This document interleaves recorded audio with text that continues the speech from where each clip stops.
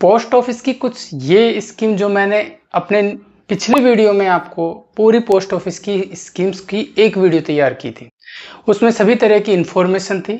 हर post office की जो भी स्कीम थी उससे रिलेटेड, उनके इंटरेस्ट रेट, उनके टेन्योर, उनमें मिलने वाले tax benefits plus tax free interest rate, सबके बारे में मैंने आपको बताया था। आज ये वीडियो काफी छोटा है, इसमें सिर्फ इतनी सी जानकारी मैं आपको दूंगा कि किस एज में कौन सी स्कीम किसके लिए बेहतर हो सकती है, किस पर्सन को कौन सी स्कीम की तरफ जाना चाहिए।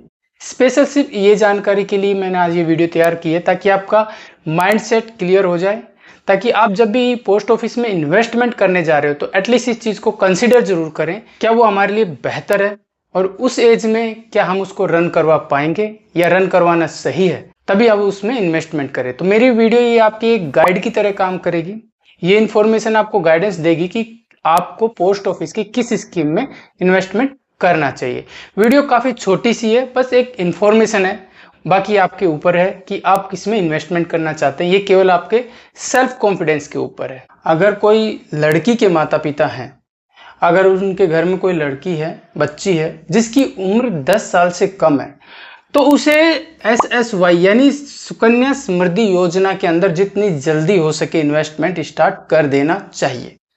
ये सचमुच एक बहुत ही समझदारी का काम है, खासकर जो इंडिया की 80% जो पॉपुलेशन है, जिसे हम मिडिल क्लास कहते हैं। 75% 80% हम मिडिल क्लास लोग होते हैं। देखिए, लगभग 30-40 लाख रुपए होना अपर क्लास नहीं हो जाता। ऑलमोस्ट 1 करोड़ का अगर रेशियो लेके चलें, वो भी मिडिल क्लास कहलाता है। और आज के टाइम में मिडिल क्लास का रेशियो लगभग 3 से 4 करोड़ का होता है। वो लोग भी मिडिल क्लास में ही आते हैं और उनको भी इस स्कीम की जरूरत है।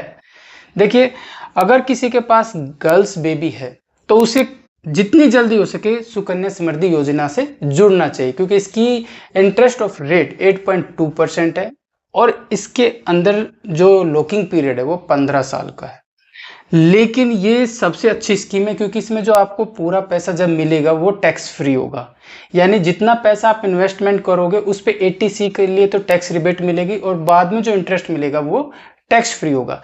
मैं आपको बस इतना बताना चाहूंगा कि अगर आपके घर में गर्ल चाइल्ड है तो आप जितनी जल्दी हो सके SSY यानी सुकन्या समृद्धि योजना से जुड़ सकते हैं। अब बात करते हैं वर्किंग प्रोफेशनल जो लोग होते हैं, जो लोग कामकाजी लोग होते हैं, जो अपनी जॉब करते हैं, या प्राइवेट सेक्टर हो, गवर्नमेंट सेक्टर हो, उनको चाहिए कि अपना कुछ एक्स्ट्रा बेनिफिट बना सके, क्योंकि आजकल इन्वेस्टमेंट के साथ टैक्स भी जुड़ता है। कहीं पे भी इन्वेस्टमेंट कीजिए, आप म्यूचुअल फंड में कीजिए, स्टॉक में कीजिए, इंडेक्स में कीजिए, ETF में कीजिए या किसी FD में कीजिए, हर जगह टैक्स का एक सिनेरियो तो होता ही होता है। जिस तरीके से SSY सुकन्या समृद्धि योजना के अंदर टैक्स फ्री इंटरेस्ट मिलता है 15 साल के बाद, उसी तरीके से 15 साल के बाद PPF में एक अच्छा खासा टैक्स फ्री इंटरेस्ट आपको मिलता है। साथ में 80C की छूट भी मिलती है। आप वर्किंग जो भी पर्सन है वो PPF में जा सकते हैं। NSC नेशनल सिक्योरिटी सर्टिफिकेट में भी आप जा सकते हैं, यानी इसको नेशनल सेविंग सर्टिफिकेट भी बोलते हैं। इसके अंदर आप इन्वेस्टमेंट कर सकते हो। और यह 5 ईयर TD यानी जो टाइम डिपॉजिट होता है, टाइम डिपॉजिट अकाउंट में आप 5 ईयर का प्लान लेते हो, 5 ईयर का, उसमें आपको टैक्स में भी बेनिफिट मिलता है और इंटरेस्ट रेट भी लगभग 7.5% मिलती है।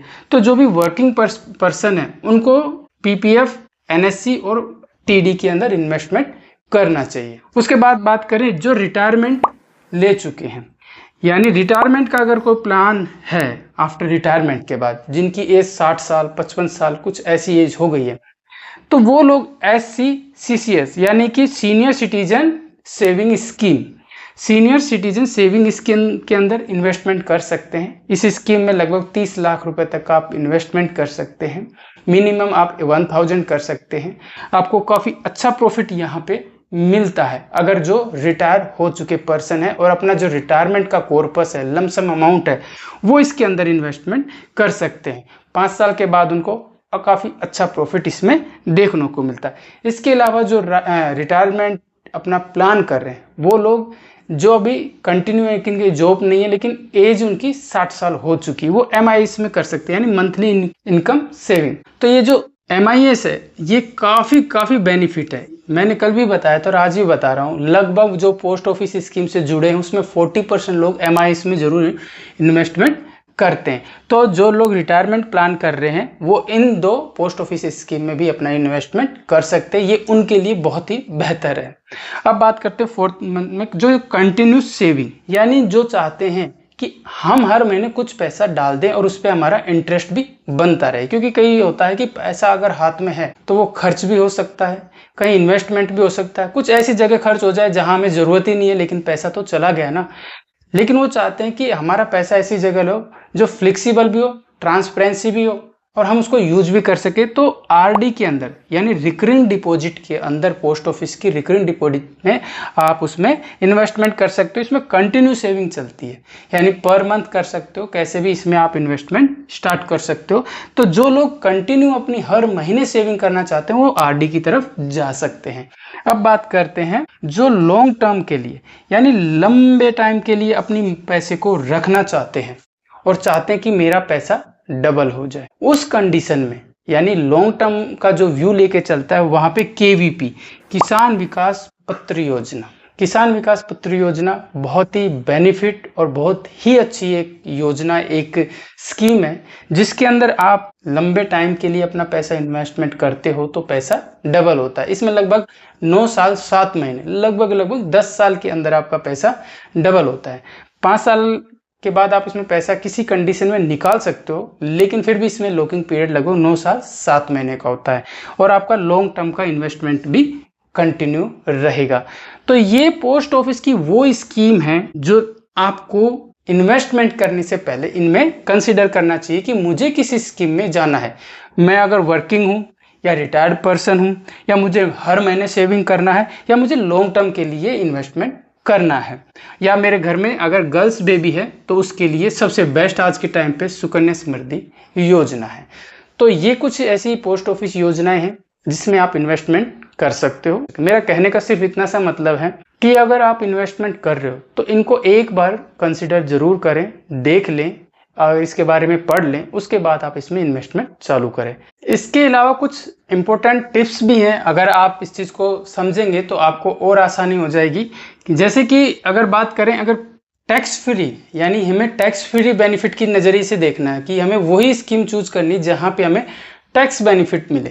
क्योंकि काफ़ी लोगों का एक जोन का तो ये भी होता है कि हमें टैक्स फ्री में ही जाना है, यानी अपना मन बना चुके कि हमें उन्हीं योजनाओं में इन्वेस्टमेंट करना है जहां पर टैक्स फ्री होता हो। तो उनमें आती है PPF, public provident fund, SSY यानी समृद्धि सुकन्या योजना, उसके अलावा SCSS यानी कि सीनियर सिटीजन सेविंग स्कीम।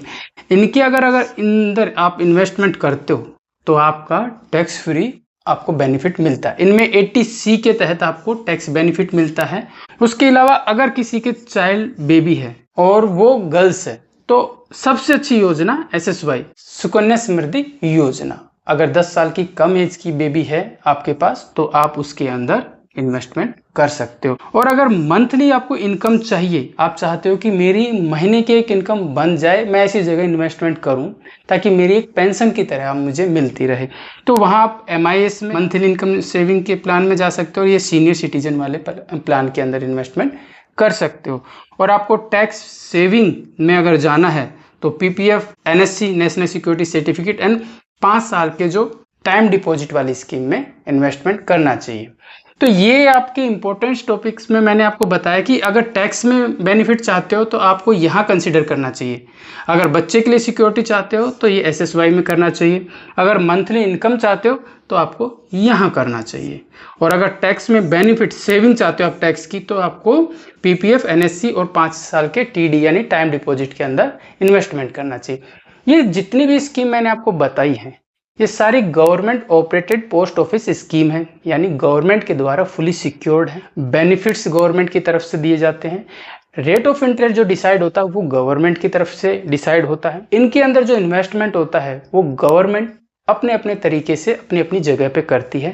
आपको जो इंटरेस्ट इन्होंने दिया है या लिख के दिया है या बोला है उसके आधार पे आपको वो इंटरेस्ट जरूर प्रोवाइड किया जाता है। तो ये कुछ गवर्नमेंट की पोस्ट ऑफिस स्कीम के बारे में मैंने आपको शॉर्ट में बताया, कौन सी एज में कहाँ इन्वेस्टमेंट करना चाहिए और अगर हमें क्या चाहिए, टैक्स बेनिफिट चाहिए, बच्चे का प्लान चाहिए, तो हमें कहाँ इन्वेस्टमेंट करना चाहिए। तो आज की वीडियो में सिर्फ इतना ही। बने रहिए मेरे साथ, मिलते हैं नेक्स्ट वीडियो में नई इन्फॉर्मेशन के लिए। जब तक के लिए धन्यवाद।